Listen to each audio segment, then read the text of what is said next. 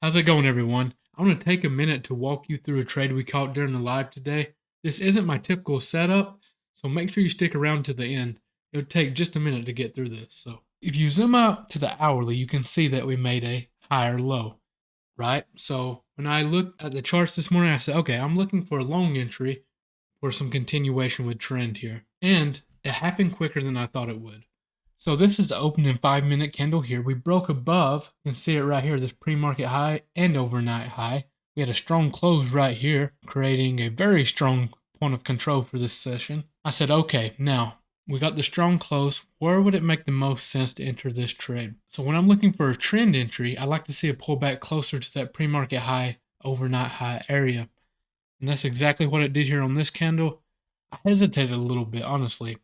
I ended up getting in around the 811. As you can see, it worked out nicely. We had a nice push up. We got a trim off.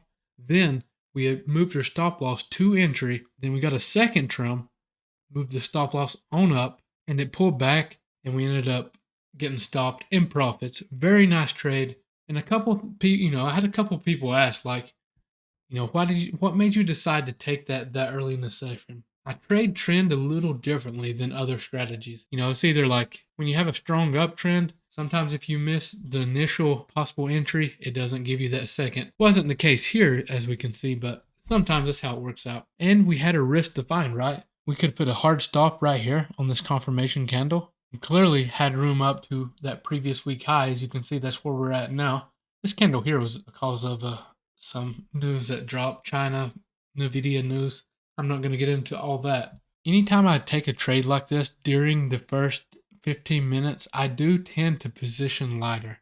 Simple things like that go a long ways with trading, as you all know by now. And yeah, that's basically it. If you have any questions about this trade, or if you have some questions you want to drop in during the live and ask, I do Q&A daily there. So would love to have you. That's it. I'll see you all next time.